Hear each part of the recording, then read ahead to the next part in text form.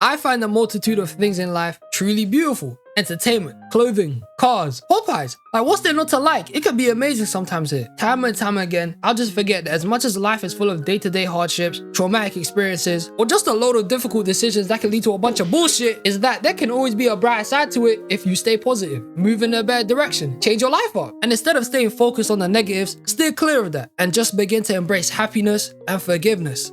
And with that being said, man, didn't Kendrick teach you anything? That's a bunch of bullshit. Hating is an art of excellence. Only the most elite can hate to their heart's content. Humility and love are for the weak. Hate and will are for the strong. That's why if I ever join the Lantern Corps in DC, I'm going straight to the Red Lanterns. Quick thing, me and Atrocitus, we finna be boys. And the cat Red Lantern, he gonna be my cat now. His backstory is so sad. But that's beside the point. My beautiful and loyal viewers, I've made a couple videos on characters that just piss me off, man. Going from bums like the MCU's Hulk to crying loser Nepo babies like Chris from Sonic X. And I thought it couldn't get any worse. I thought truly that after name dropping Tariq in the first video of this, I thought it couldn't get any worse. I thought Tariq was the bottom of the barrel, the pinnacle peak of the iceberg, the Scott Truman of all Red Power Rangers.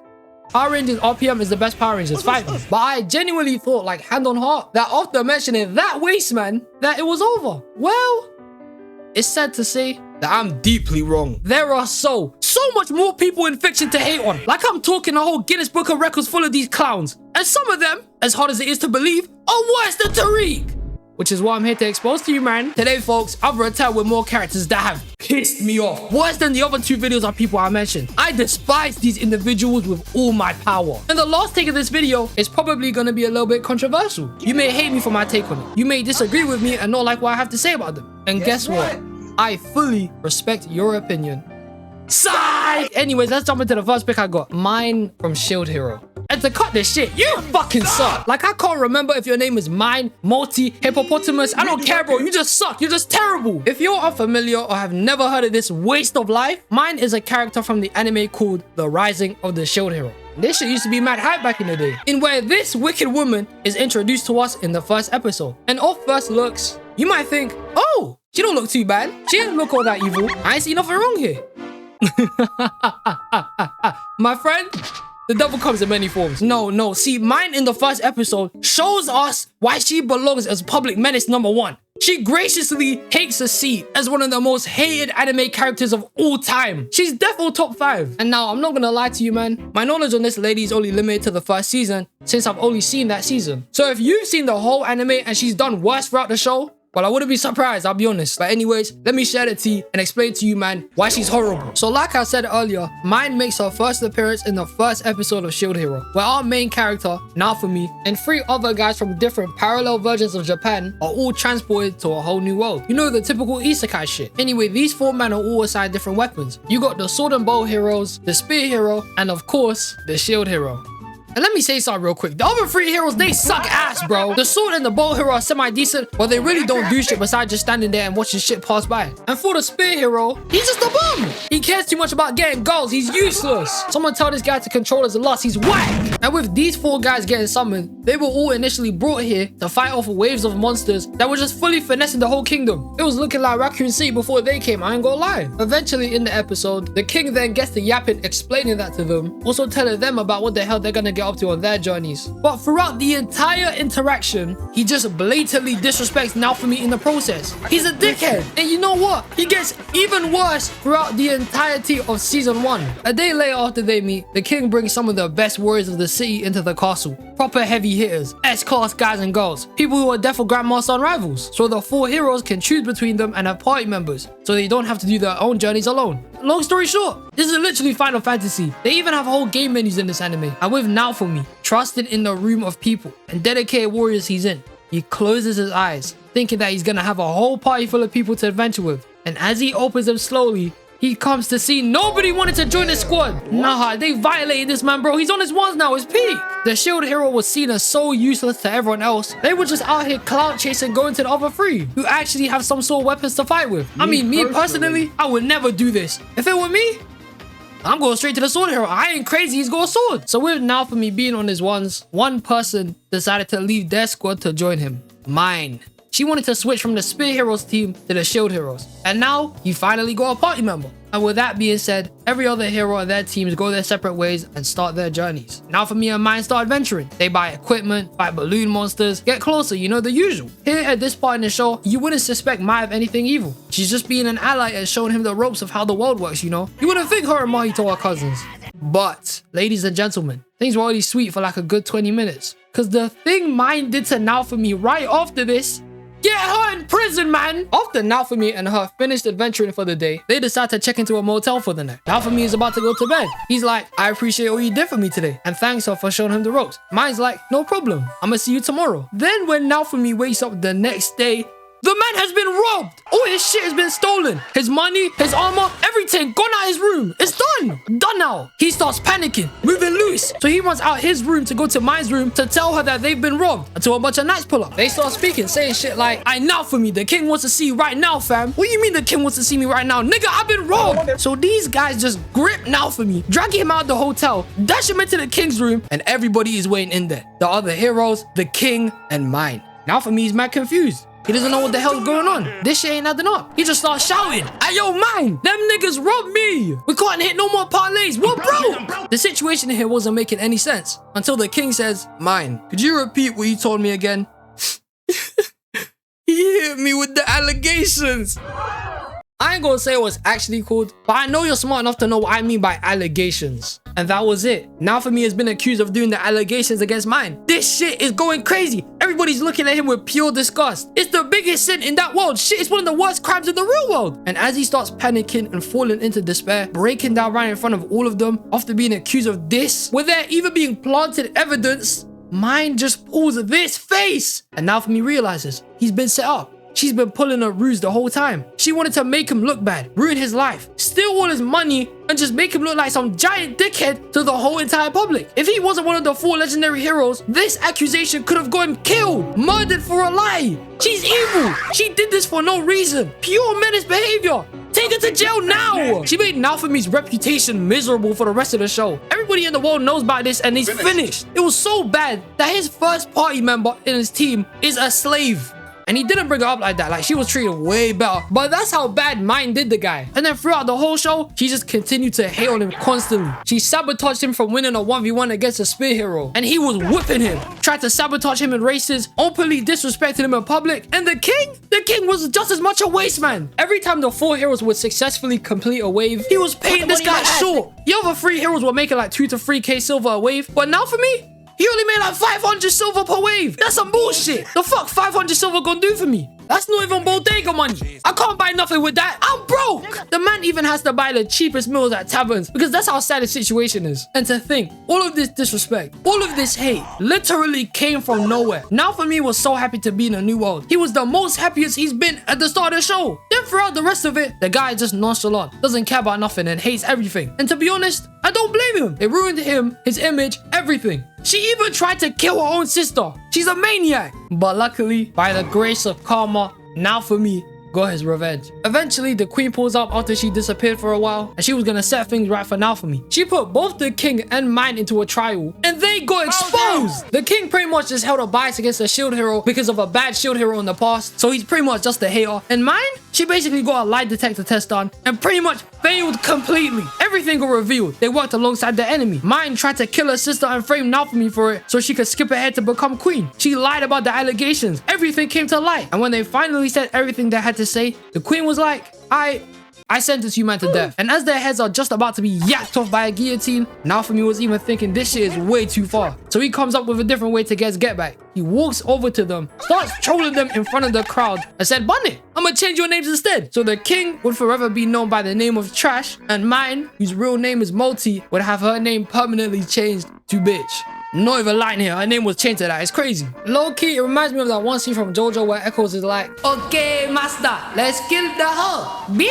But look, as derogatory as it is, I ain't giving her a pass. Keep her in mind, Mine literally tried to get him killed in the first episode. Game is game, bro. She tried to murk him and run his money in the first 20 minutes. That's evil. She was a waste of life from the start. She gets no sympathy. On her, man. And while I'm here speaking about Mine, I might as well get out my system. I hate Rachel from Tower of God. I hate Gabby from Attack on Titan. I despise Sakura. And to all you Sakura defenders about to see this and tweak out on me, hold this for me. Shut Shut up! Sakura was the same person to mock Naruto being an orphan to gain the affection of another orphan. In fact, you know what? It's not just Sakura. It's the Hidden Leaf. I've said it before. Besides Shikamaru, Choji, Rock Lee, Iruka Sensei, and a couple other people, the whole Hidden Leaf village can suck my nuts. They suck. They were terrible to Naruto. They only decided to switch up as soon as they saw what he was capable of as a teenager. Why did it take you that long to be respectful to him? Trash. The Nine-Tailed Fox destroying the Hidden Leaf isn't the same as Naruto doing the action. They decided to hold that to him, acting like he did it in the first place. So what if the fox was still into him? That doesn't mean he did it.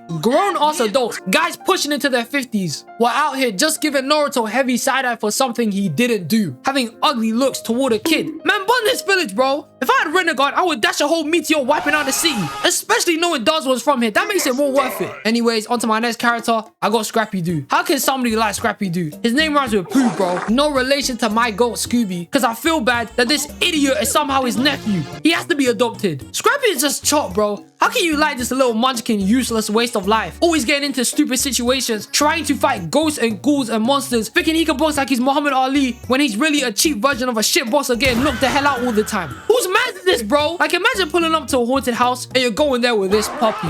What the hell is he going to contribute? Instead of doing this whole 90s wind-up punch and stance, think he's gonna knock out the whole thing. He's going to die first, trying to intimidate niggas who stand 10 feet above him. What would he do in any practical situation? Nothing! That's why they always have to grab him and start running away. He's just an instigator. Deep it. Think about it. Scrappy is so bad, they had to bring him into Velma. That's how shit he is. Notice how Scooby was never actually in this terrible show, but it was Scrappy's ugly ass that was featured in it. Because you know why? They know he's ass. And somehow, he became the best character in that show. He took out Velma. He did us all a favor. That whole show shouldn't even exist. It's a horror attempt at trying to make Scooby-Doo an adult show. It's terrible. Velma is just as bad as Scrappy, if not worse. Like, one day, I'm gonna dedicate a video to hate on her. I swear down, but I'm gonna leave that for another time. But I forget sometimes how much I hate this dog. I even remember that in the first movie, he's the major antagonist who managed to take over an entire island and create a bunch of demon dogs and steal people's souls. It's kind of impressive knowing he's a total idiot. But I'm gonna be honest here, when I was a little boy, it can't just be me that was just afraid of Scrappy's monster transformation. Like, I was petrified of this shit, man. I don't know what it was about him changing into this ugly T-Rex sized puppy, but I used to be crying when I was a kid seeing that shit on screen. It's nasty! And he was just mad disrespectful. I don't care if he's a puppy. He's got consciousness. He can have full-on conversations with you. So he automatically loses sympathy points. He's trash. Next character I want to mention, Avatar Korra. And she's bad. We know this, man. When I first started watching The Legend of Korra, I really tried to be there and give Korra the benefit of the doubt sometimes. I mean, the fights in her show, they go crazy. They definitely had a better budget for that, man. But beside the animation, yo, this girl sucks, bro. She's irrational, impatient, hard-headed, loses to niggas with no bending. She's terrible. And Korra had potential. At the beginning of the show, she's 4 years old and can already bend 3 out of the 4 elements. She had mad rep. Then come to modern day when she's a big 17 years old and she still can't airbend. What the hell were you doing for the past 13 years? Sleeping, reading, being stupid? Wake up, man, you're the Avatar! It took until Armand was about to finish off Marco, take his life, for Korra to pull out some bullshit and just start airbending like she's a natural. She was saved by horse shit. And just before this, he literally took her bending away, effectively making her useless, until anger appeared while the girl was just crying to bail her out and restore all her bending. It's ass! Then throughout the show, like I said, constantly displays stupid behavior, like trusted Unalaq, when everyone told her that he's sus, that he finna use her for some evil shit. She was like, nah, we finna do some good shit, man. With her blindly just opening the spirit portals, leading to Vatu's escape, fusing with Unalaq to become the Dark Avatar. Then she gets to scrapping with him, and then the human race as we know it bear witnesses the worst event in the whole entirety of Avatar that made the community collectively just hate Korra. With her losing her past connections to the past avatars. Every single hit Rava takes and her life is just getting deleted. Kyoshi, Roku, Aang, all gone. 10,000 years of knowledge and mastery of the 4 elements just disappeared like that. And it all could have been avoided if she didn't blindly trust this nigga over her own people.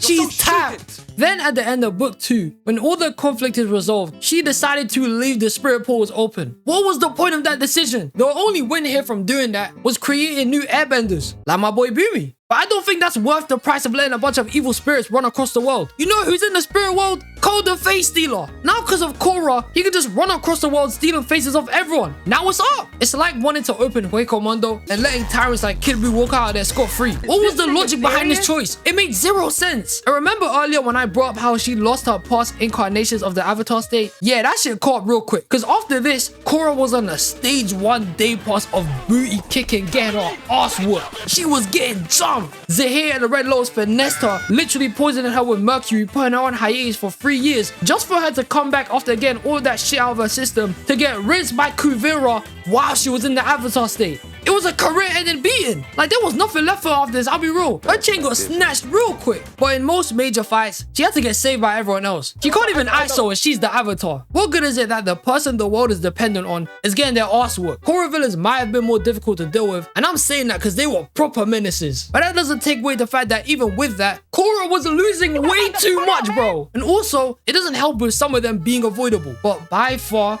the worst thing about Korra is the fact that she set all this shit up. No past lives, spirits running around doing crazy shit, and supposedly being rumored to have basically started the end of the world. And now because Avatar's coming back, it's up to this little earthbender girl to fix all of Korra's mistakes. Not to mention, the only person this girl has in the Avatar state is Korra.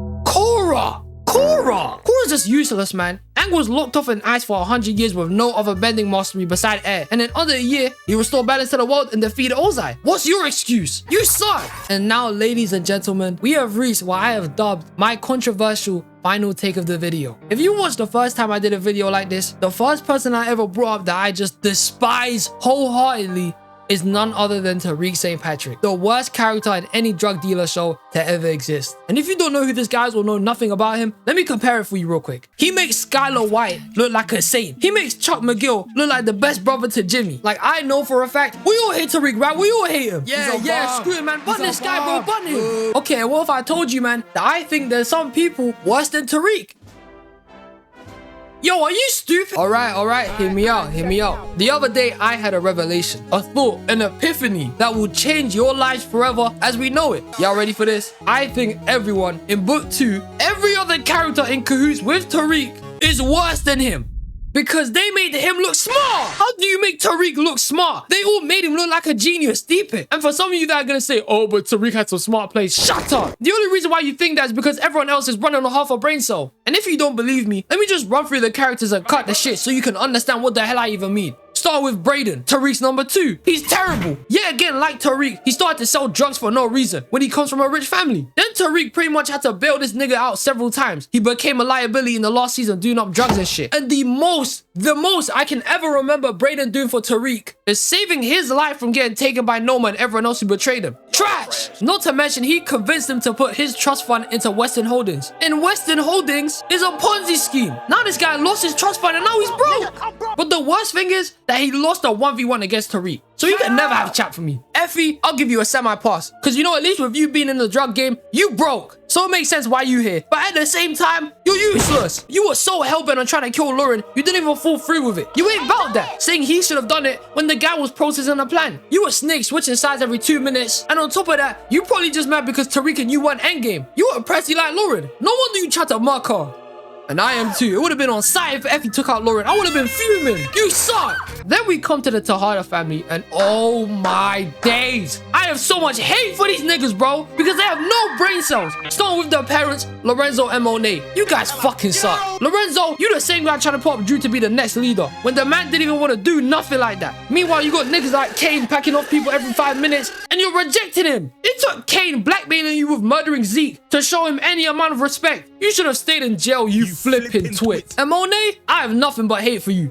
I love Mary J. Blige though. You're amazing. Monet, once again, as a parent, you're terrible. All it was with you was the drug game and Zeke. That's all you cared about. If it wasn't for you glazing this guy, then it was you hating on the rest of your kids. You be calling Kane stupid, but we know where that lack of chromosomes came from, you egg. Speaking of lack of chromosomes, Kane, I like you, bro. You know, you decent sometimes, but when you're not decent, you're a S-tier dick rider for Tariq. You're worse than guys who glaze LeBron like he's a god or something. You hate this guy so much for no reason. Always throwing strays. You'll do anything to show you're better and anything to prove Tariq is worse than you. You even went to smash with Effie, and I know, that a tiny bit of you only did that shit to get back at Tariq. Effie is fine as hell, but I know you, man. Drew and Diana, I'm gonna diss you both. Drew, like Kane said, you ain't never gonna be a housewife. There is no 9-to-5 comforted life for you, my friend. Everyone's never gonna take you serious and get you out the hood. Your life is over. I just wanna send shots for you for that. I feel bad for you, but I also don't. Diana, how is it every time you say you're done with this life, you end up covering bodies the next day? Like, for God's sake, you two tried to plan to kill your own mum, fam. And throw that shit on Tariq. Snakes, man. Oh, and I forgot to mention, Monet's stupid because she killed Lorenzo. That's some dumb shit too. Zeke, I'm purely coming for you because your shit makes no sense. Nigga, you were 4 years older than you thought you were in middle school. You were 18, probably at 6'4", with a whole grown beard. How the hell did you not realize you're an old-ass bum compared to the rest of everyone else? Like, shit, your voice probably cracked in elementary. Get out of here with that crap. As for everyone else, Noma, Carter, Zion, any other up in the show, you got watched by these bozos. So I don't care about you. You suck. They thought they could really make a TV show and dedicate it to Tariq St. Patrick and make him look intelligent. They can never deceive me. I knew it was fake. I knew it! They can never make this guy look smart. This goofy album talking about, I'm Tariq St. fucking Patrick. I killed my own father, you bitch ass. The only reason you killed Ghost is because he was never gonna pull a strap on you. If you were anyone else in that moment, you would have already had your funeral the next day. I despise Tariq, but I hate the fact that the show and characters he was around made him look better than what he is. Like, I refuse to believe that this show made him look good. What type of propaganda is that? Michael Rainey is one of the best actors of our generation. Cause I hate Tariq with my soul, bro. He's a bum. And in all honesty, I can't be the only guy who decided to watch book 2 because I hope near the end, Ghost will come back. That's how bad Ghost's death was. His death was so shit. The whole internet and everyone started speculating. Guys used to say he was in a private ambulance getting taken somewhere completely off the grid and just waiting to get his revenge on Reek. And I was one of the fans that thought that he would make an appearance in book 2. It's literally called Book 2 Ghost. It was only called that shit because Tariq at the end of the show goes off the grid. Oh, the guy's trash. There was even an episode where a bunch of dead people from Tariq's past, like Kanan and Lakeisha, who showed up and Ghost wasn't there. Scam. And then he appears in Power Book 4. Oh my God, get rid of this guy, man, please. He's ass. Ghost is never coming back, bro. We're just gonna have to accept it now. They doing a whole new series on his and Tommy's origins. Nigga, I've been waiting for this shit for like 5 years. I thought that was the whole point of Raising Kanan. Why make Raising Kanan then? Raising Kanan is fine though, it's a good show. But all in all, bun Tariq, bun everyone else in book 2, and screw them for not bringing Ghost back. I'm deluded. I still think he's alive, man. There's no way he died to that bullshit. No! Now, usually by this point in the video, I say how much I appreciate and love you guys. How I'm so grateful for anyone who took time out of their day to watch this video I worked hard on. But I'm still pissed off. So I'm just gonna name drop a bunch of characters that should just disappear right now because it would benefit all of us. I hate them. I hate Louis. I hate Candace. I hate Caillou. I hate them girls from A Silent Voice. I hate Markima. I hate Disney and Nickelodeon bullies. I hate Dolores Umbridge. I despise Angelica Pickles. I hate Margaret. I hate Randall. I hate Todd. Fuck Iris West. I hate Penny Proud's friends, especially Zoe. And I deeply despise all of the background characters in Bikini Bottom. All of these guys are dickheads for no reason. I'll cook you, man, bro, literally. Quit playing with me. I love you guys. I appreciate all of you so much. And to end this video off, I'm the biggest hater.